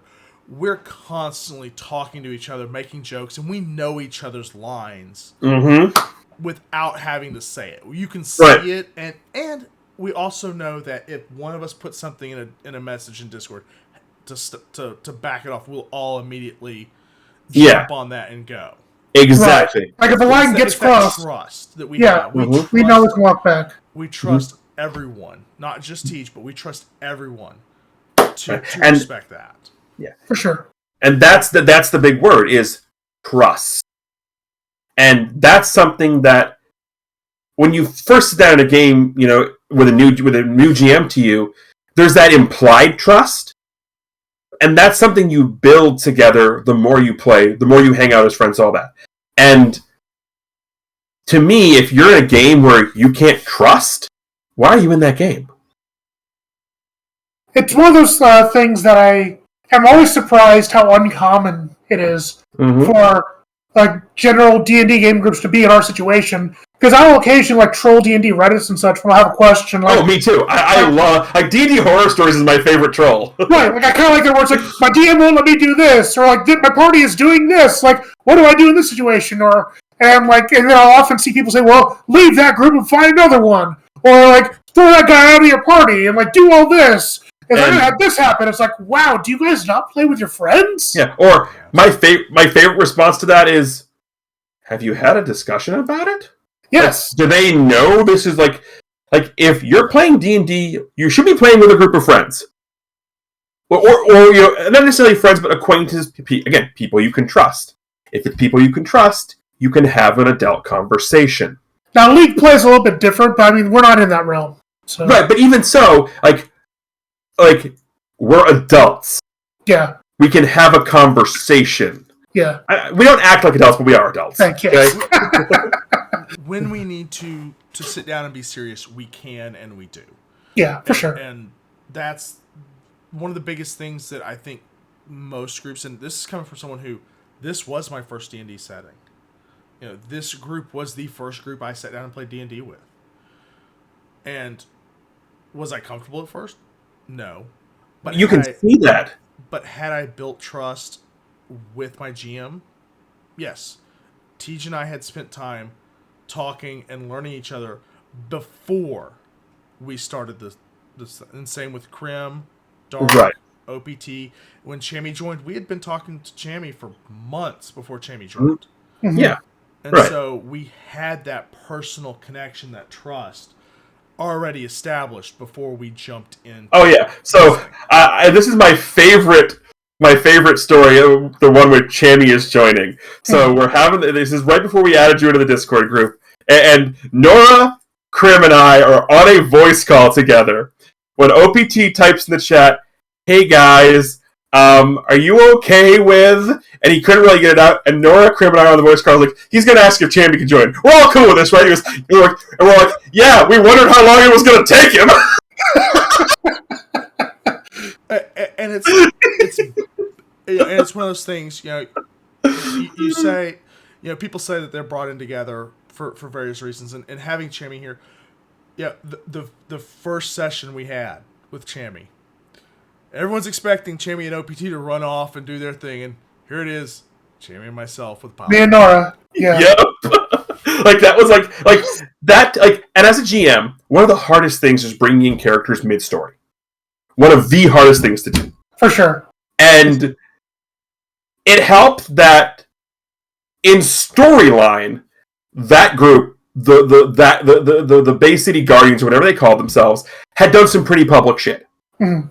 So as a character, you could know some of their shenanigans, which made it easier. And arc-wise, also, an arc had just completed, too. Right, and that was the thing, is like, I have no problem bringing somebody in. Hey, we're finishing up an arc here, because I think it was right after the March in the Army arc, I think. Or it might have been after arc, or it might have been in the, no, I think it was after season, arc 2. Yeah, because it was season 2, it was after everything that happened in the bottom of Atlantis, or bottom of the Bermuda Triangle. And all. Yes. Right. Mm-hmm. Yeah, but you fit in seamlessly. And that's not something that happens. Like, it's one thing when, you're bringing a new character because, a character story played out or they died or whatever. You're not bringing a new player and a new character. You were bringing in a new character and a new player, and it just fit seamlessly because there was that trust. And again, there's that word again, that trust. That is the biggest thing. Like, I know I've said the whole time I want to give, advice about my thought process and all that. And that to me, like, that thing aside, if you're in a group where there's that innate trust, you're in the wrong group. It's so much harder to get things going if you don't trust your party. Well, here's the story I'm gonna tell about that, and it's actually not about you guys. It's about my real life group. Mm-hmm. Okay. Now we've been playing. We've had a Mutants and I say campaign, a Mutants and Masterminds world that several different people have run games in since back in 2015. This world is 8 years. You guys have met people from that world. Ven was a part of that world. Dr. Casey is a part of that world. So I brought some of that into here. But that world we've been going, and we've had games and going on.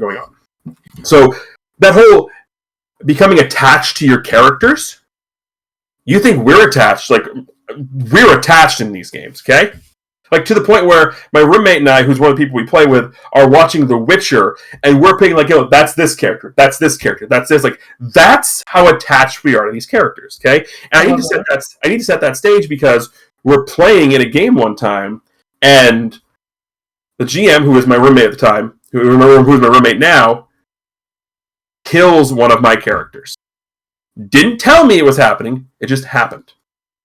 And and he looks at me and has this look, and I go, okay, quick aside. And we do a thing where we'll do an aside where you, like, a private conversation type of thing, like where you guys will have a conversation in DM. We'll just do it in a room because we're doing it in real life. Okay, right. So, and the reason the aside was not to me to argue with him. It was because we're playing Mutants and Masterminds. I was playing as Ven. The character he killed was the other character I had, who was Ven's adopted son. You guys met him, Graham. Blah blah blah. Right. Mm-hmm.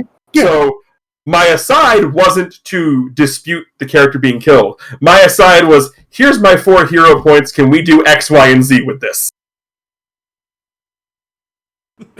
and that's and that again, that brings you back to the trust, right? And the best. So basically, the X, Y, and Z was Ven is a very powerful mage. The 4 hero points were for him to basically quickly whip up a magic ritual to instead of his son's soul being stolen by the devil that killed him, to send it off somewhere magically, and ended up being stored in a ring that he had made. For 2 full calendar years, not in-game years, calendar years, right? We sat on that story about where Graham's soul was. And then we're in a game, and I knew where it was, GM knew where it was. The other 2 players didn't.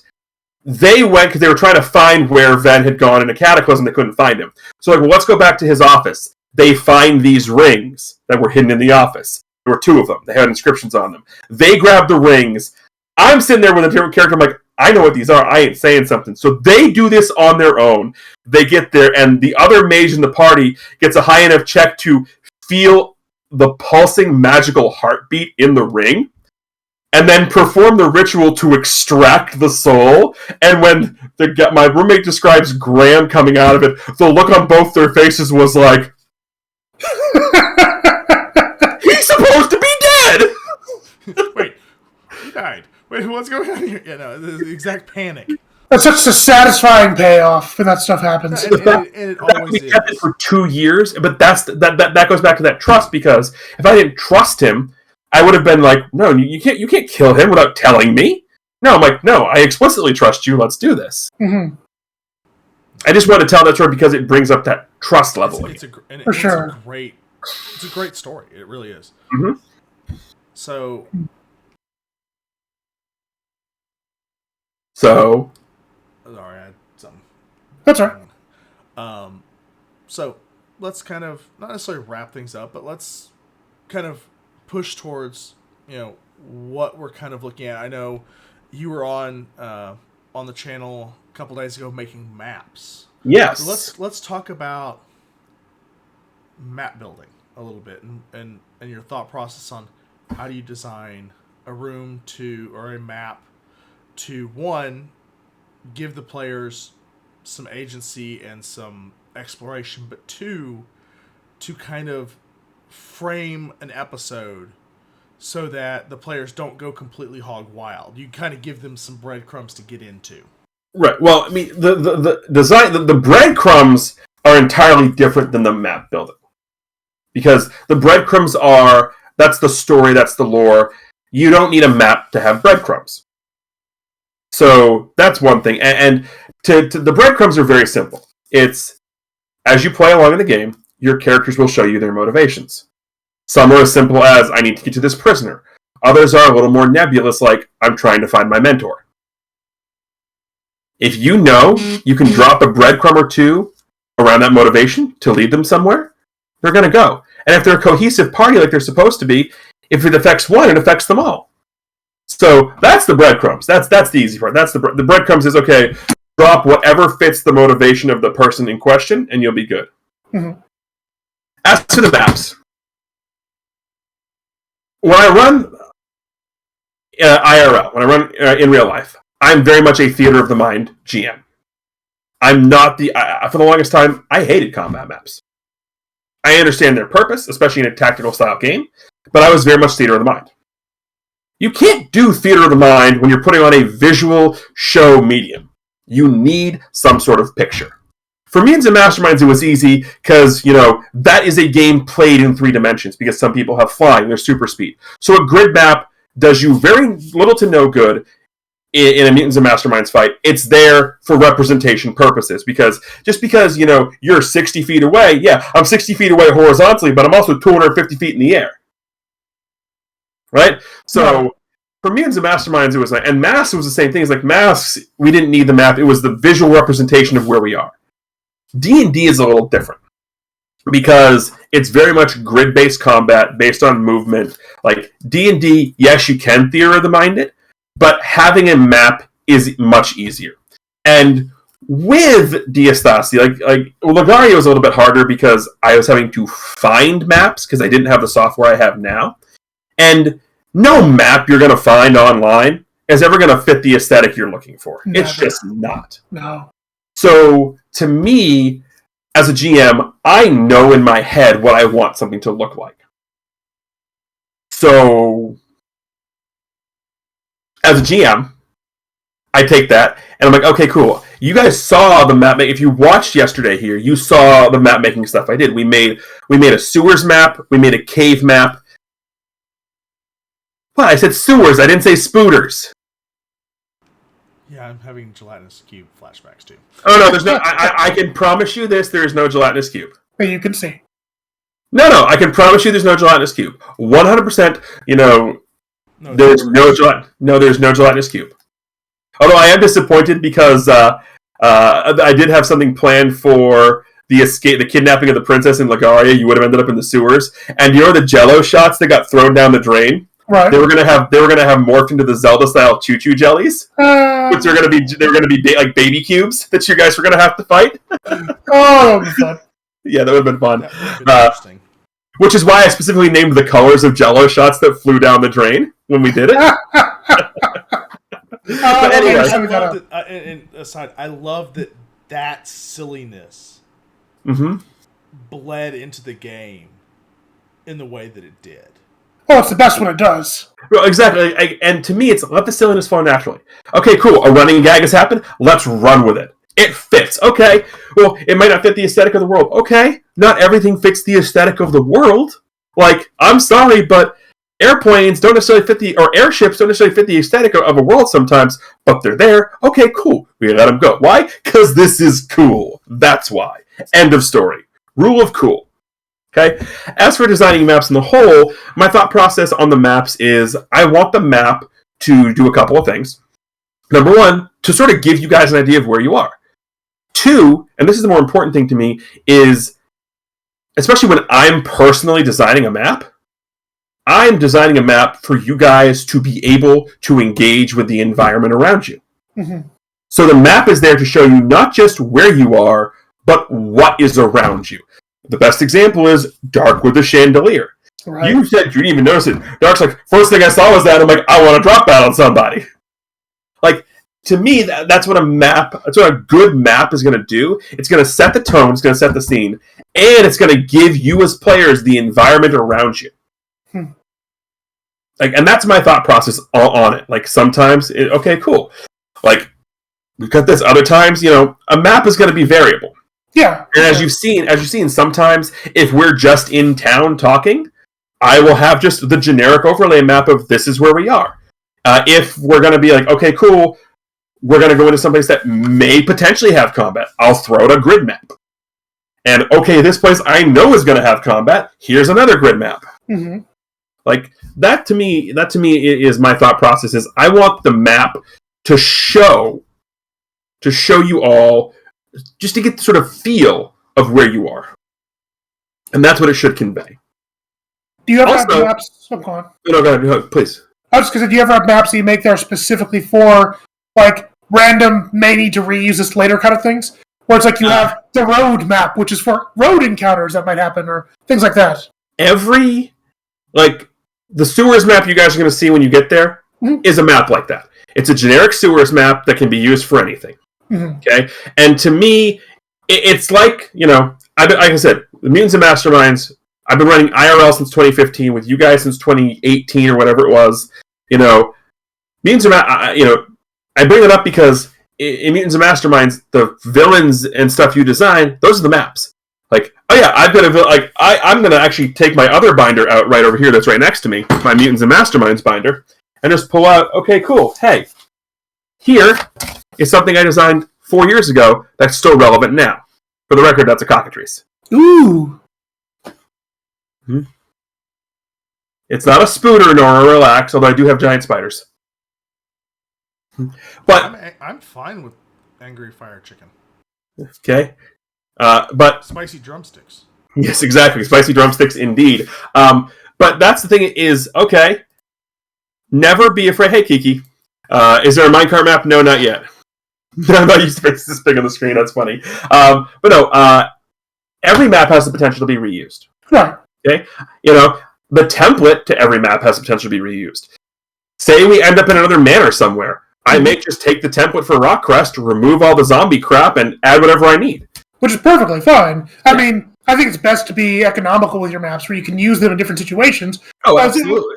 I mean, I come from an era, you do too, where my maps, when I would play and run games at home, was literally a sheet of grid paper, and I would just basically have to draw shapes on it. It's it was the same sheet of grid paper, but you had to make it work. And so having maps like that, where basically you can reuse this when you need to, I think is extremely useful. Mine wasn't the grid paper. I actually spent the money for the rollout map that you can use with wet erase markers. Yeah, that's what I used, actually. Yeah, I've got that.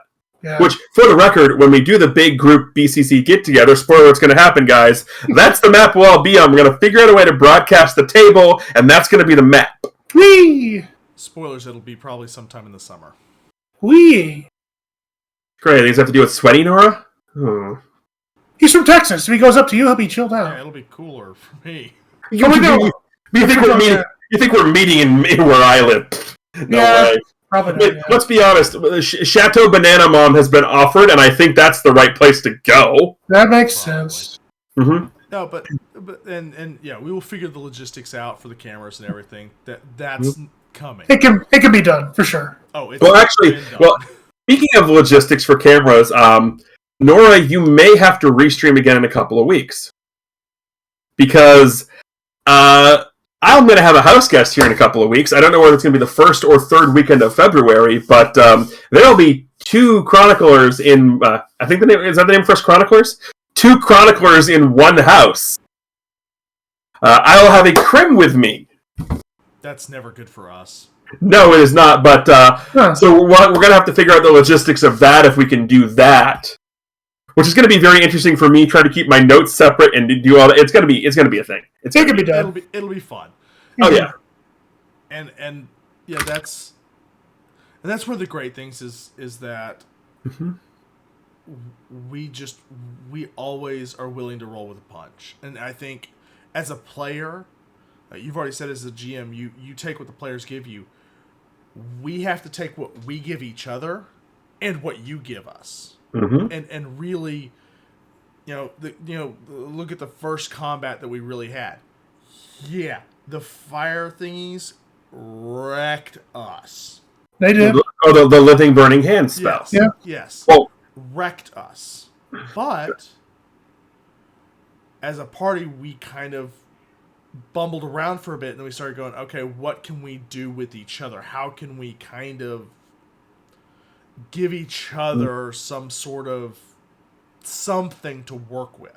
Mm-hmm. Yeah, exactly. And that encounter, like the specifically the living burning hands from that encounter, was to sort of show the magic in this world, how whimsical and how cyclical magic can be in this world. It was the first time I'd seen an animated spell, that's for sure. It comes from the book Eberron, Rising from the Last War. It is actually an official WotC mechanic. I believe it. Mm-hmm. And it's a very neat mechanic to have the spell really used against you in that way. Mm-hmm.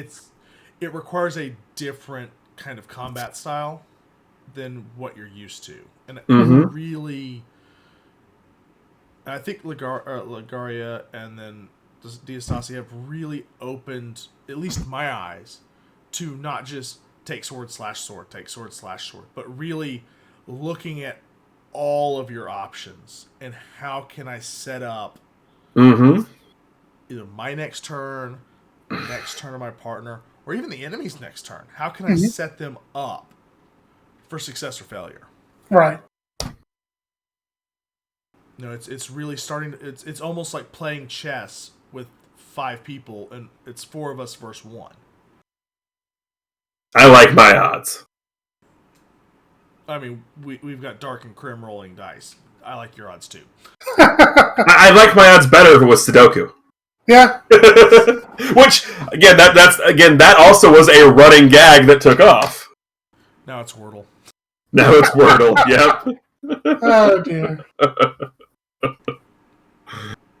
I wanted to ask before we got too far away. Tej, I think you said early on that you said you had to play questions for us, the players, as well. Did we already get to that, or? Yes, I had some, but in the course of our conversation, we've kind of addressed most of the ones that I had, which was like the feelings on the haunted house, all that. So in the course of the conversations, we've sort of answered all the questions I might have had. So I kind of prompted you guys in my statements anyway. Fair, that's fair. So I mean that's kind of where I'm at there, and to me as a GM, like I want to make sure you guys are having fun. And if you guys are having fun, and clearly you are because you've been willing to sit here for nearly 2 hours just talking about the game, not even playing the game, clearly I'm doing something right. Even if it's the ability of, hey, cool, I'm going to set a suit of armor on fire. Yeah. No, I guess. So here we are. We're kind of reaching our normal, not necessarily stopping point, but our normal. Like the time we're kind of like ease into the station. Yeah. Basically. So let's kind of let's look forward. Well, actually, it's funny you bring that. But hold that thought. Okay. Hold that thought for a minute. What you got for me? Well, there is one other, and actually, you saying moving forward actually reminded me of the one other question I didn't want to ask. Okay. I asked this yesterday on stream, mostly to the other people who were watching. You kind of answered it. But what I want to know from you two is, just based on the information you know, from mostly the in-game stuff or whatever, the little bit of teases I've given you, I want to know where you think we're going plot-wise, what you have in your head, what you've seen, where you think it's leading to. I want theories. I want to see if you have theories. I just want to hear them. All right. Chammy, why don't you take this one first? Because I did sort of answer, and I'll follow up on that answer after you.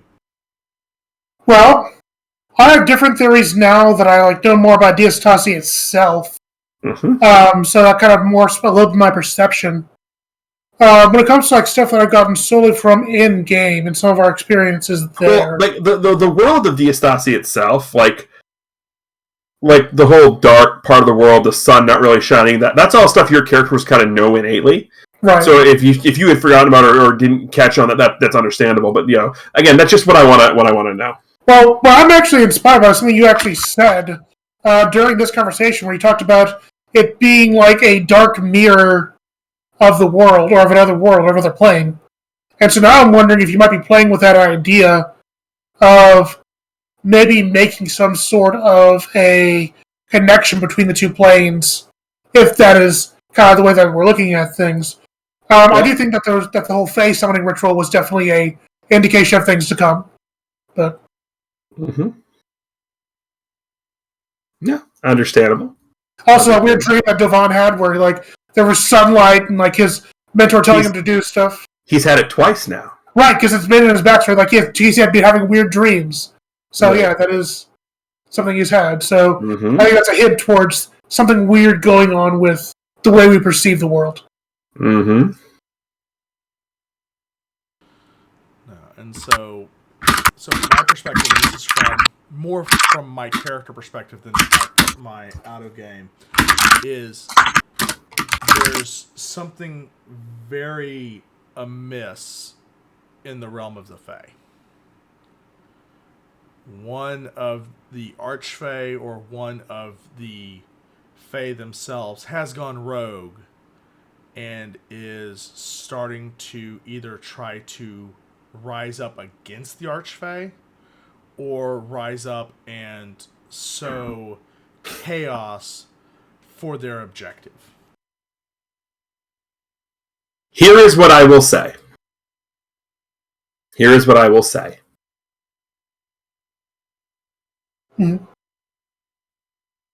One of you, or maybe more than one of you, might be completely correct and spot on with what you've said.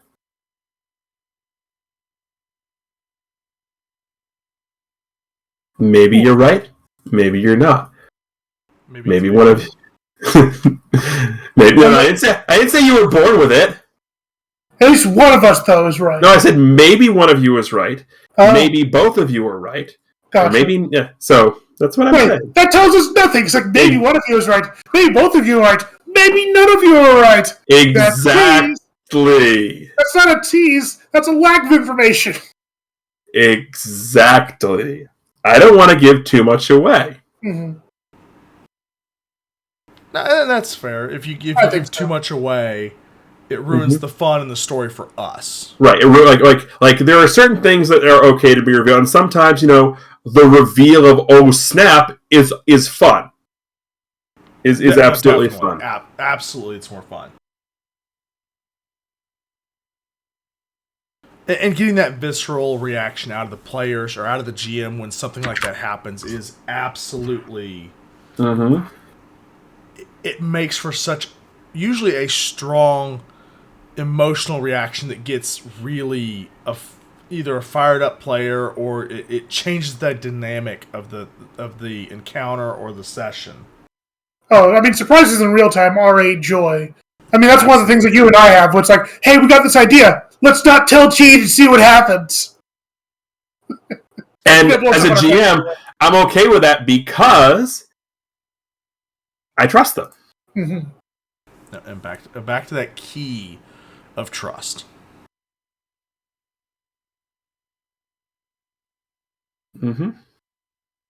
Exactly. No, and it's been absolutely fun. It's sad that we weren't able to put a game on tonight and have fun with it, circumstances out of all of our control, but Yep. this was a lot of fun to do, and a lot of fun to really learn about our characters and the world that we're setting up and playing. I agree. Absolutely, and to hear you guys talk about it, to the theories, and it was brought up in chat that, oh my god, he's fishing for ideas. Okay, there's nothing wrong with fishing for ideas, because maybe what they said is better than what I had. Maybe what they said is exactly what I had. Who knows? No, and that's part of it, is we fish for ideas all the time with each other. We lay out ideas in many different chats. Jamie and I have our own private chat where we'll lay out an idea and be like, hey, let's cause some trouble here. Or, we'll say, hey, Teach, this is something we saw or thought of. This is cool. Let's do it. Exactly. And exactly. That way, we'll have some surprise, but it's at least hey, this is the train of thought we're going down. Be prepared for something to happen along these lines. Exactly. Exactly. Now, I did say before the night was through that I would tease everybody with what next week's episode title was going to be, because it's no fun. It's fun to have a little tease to tune in and see what's happening. Although I think this has been a pretty good 2-hour promotional video about that. It really has. But like I said, these guys already know it because I teased them with it earlier today in the group chat. But we're going to do that. But before I give that, I guess, anyone have any closing thoughts, concerns, questions, comments? Complaints can be filed to Noah Raestra in the BCC Discord. Just at him incessantly. I'm now the complaint master. Dang it. Well, you are the meme master, so we just figured we file complaints with memes. I'll respond to your complaint with a meme, most likely. No, and that does bring up a good point. We should continue to plug the rest of our stuff. If you're not following us on Twitter, that's where we post most of our announcements that we're going live, or hey, usually I respond to posts from the BCC account instead of my personal one, and we troll him for that too. We do incessantly. As our wonderful GM Teach has posted in there, our Discord, brand new Discord. We're still working on some of the kinks in there and getting it all set up, but actually mingle with the cast and crew, and and talk about the episodes. We love hearing the feedback of, this was a great scene, and I know where you're going, so go ahead. Yeah, it was great to wake up last Monday morning to someone in the Discord going, TG, look around, everything seems fine. Tortor pops up. TG, everything's still fine, everybody. No, and that, as a content creator, each of us stream, and Chammy does his art, which is always fantastic, but I say we stream, Teach. I streamed to this channel yesterday. You did. I have streamed more recently than you, if you don't count this restream right now. Right. No, I streamed last night. Oh, you did stream last night? Okay. Yeah, I played Final Fantasy IV last night. But as a content creator, the thing you love to see more than anything is activity in the chat, but also people enjoying what you're doing. And seeing those, even if we're having a rough day, we see those comments, and it really brings us back to, that was fun, let's do it again. And so we've got the Discord, we've got the Twitter, we've got our YouTube page where you can catch this when it's posted, along with everything we've ever done except for I think one episode. The Forbidden Lost episode, I believe I think it's like 13.1 from the original season 1 of BCC, because that's when we weren't doing them live, we were recording them, and my computer ate the recording. Oh, right. Yeah, so all of that's on our YouTube, all of that's available. You can see the stories, the drama, the shenanigans, some of which we've touched on tonight. All of that's available. And then obviously the Twitch page, which if you're on the YouTube page, go over to the Twitch page and follow us, and we play mostly Sunday nights. So, Yep. But doing the cross promotion stuff that we have to do. Hashtag shameless self promotion. Exactly. Right. So go ahead and Well, hold on, Chammy. Any comments, questions, concerns, complaints? Although, before we do that real quick, Nora, we did get a question for you in the chat. Why do you hate shovels? Have you ever tried to dig through limestone? It don't work. There you go. All right, Chammy, comments, questions, concerns, complaints, theories, hairstyle tips. Ha ha. Here's just because I have more than you guys. You have the best hair on the crew. You do. And when are you going to put a chocobo or another creature into your hair? We do need a baby chocobo in there. We do need a frocobo. Which, shameless self-plug, that will be coming up soon as we're on Final Fantasy IV and trekking our way towards Final Fantasy XII on my channel. 13. 13. Eventually it'll be 13.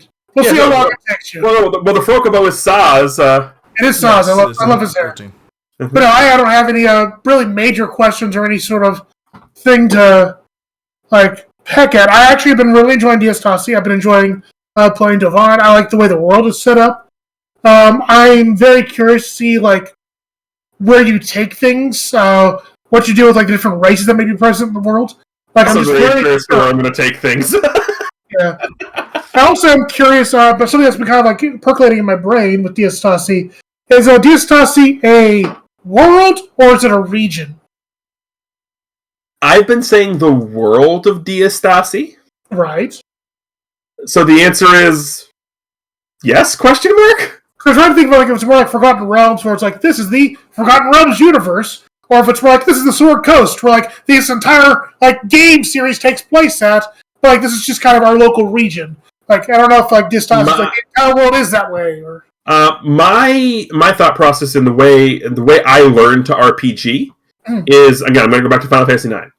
Most of Final Fantasy IX takes place in Gaia, which is their world. Part of it takes place on Terra, which is the other world, but there's Gaia. There's different continents. Mm-hmm. So, as far as I'm concerned, the world itself is Diastasi. Okay. And if we need to get into continents and all that, we can. Gotcha. Because I'll be perfectly honest, the way I design things is I am very much inside out. Mm-hmm. We started in this place called Olmedo. Okay, cool. I know what Olmedo is. So say here's the map. Okay, this is Diastasi. Right here. This is Diastasi. You know what I know? Right here. I know this. That dot I just made, that's Olmedo. That's what I know. The rest of this, I got no clue. We'll design as we get there. For example, I got to get with Krim because he has said he is in Olmedo to track down a fugitive to bring back to his where he worked, or his city. I don't know what the heck that city is. I don't know where it is. I don't know what it is. I don't know the name of it. I don't know any of that. I don't know where Devon's from. I don't know where, Vrazad was kidnapped from. I don't know what hermit hole Janice crawled out of in what section. You know what's going to happen? When that becomes relevant, we'll get there and we'll do it. You guys will help me design where you're from. Not a big deal. That's my thought process. I like it. Mm-hmm. All right. That's all I got. Yeah. So, to sort of finish up here, not only am I happy that you guys are all enjoying it, even if it's just people here to troll family members or to troll us or whatever, the fact that people are tuning in is always fun to see, to do that. And one of my favorite moments to bring sort of that type of thing up.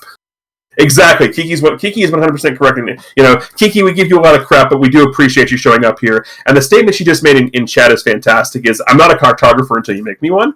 100% correct.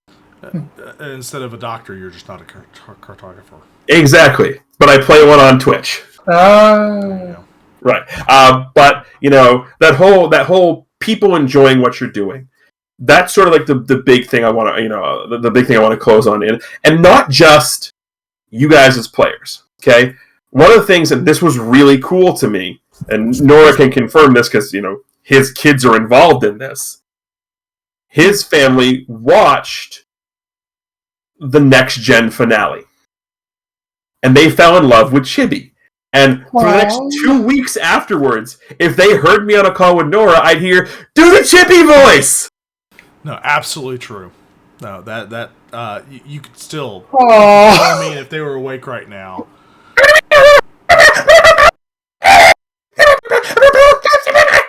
And yes, for the record, when I do the voice, that is how I do it. I gesticulate it all the time. You have to. Oh, Chimicabra has a design. That's a design. That's my fault. Yes, Chimicabra is 100% from Chammy's fault. Mm-hmm. Like, that's the one thing that we don't have in Diastasi that we have, and we pretty much had in, like, all of our mask games had a random pet. Like, even Bay City, like, that was kind of the Lutra role, the random mascot or pet. We don't have that yet in Diastasi. I kind of want one. Give us a few weeks. We'll figure it out. Yeah, I mean, you definitely kind of had one in Lagaria with Ponzi. Yeah, in the book. And Llewellyn. And Llewellyn. Yes, and Lou. I have a bad habit of making the mascots somehow. You do, and making them adorable. That's what I do. Yes. But with that, that's the thing I wanted to bring up is just that engagement. That's fun. You know, look at the smile. Like, I brought it up. I did the voice. Chammy smiled. They're like, that's fun. That's fun. But so yeah, yes, and the pets exactly. We'll get to that. Well, the thing is, we want to let the pets happen sort of naturally. Let's be honest. You guys are gonna like. I remember playing in a game in real life where we befriended a bugbear we encountered, and we ended up with a pet bugbear. What? Sorry, I'm having Breath of Fire 2 flashbacks. I was playing a gnome, we befriended the bugbear, and we went Braun and Hodor with it. I rode in a basket on its back. Yeah, I just, for those of you who don't know, I do the Breath of Fire 2 stuff, and yeah, bugbear's in that game, and... Yeah, but anyway, enough about the sidetracks. I can get sidetracked all night and keep going on and tell stories. Mm-hmm. And we kind of want to try and do one of these, maybe not every month, every couple of months, sort of just like do that. But this is kind of going to be one of the things that we're going to go to in case of a night like this where something happens, we don't have a full crew, and we don't have a good way of writing them out of where we are in the story. Because that makes no sense. It's no fun to bubble somebody. So things like this, things like the Who's Line, some other like board game night, those are going to be sort of what we fill in those gaps when we're missing people. And that's the danger you run into when you're doing a live show. You don't have pre-records. It happens. But aside from that, thank you two for joining me tonight to having this discussion. It was very fun to sort of get some thoughts out there, hear you guys' thoughts on things, hear some of the questions you have, and to sort of get almost like a design philosophy out there. So thank you again. On behalf of the full BCC crew, Crimson African Dark Falls, who aren't here, Keelan Ice and Norastra, I'm TG. I'm not telling you all to keep hailing just yet because I did tease you with the episode title, and I'm going to leave you with that.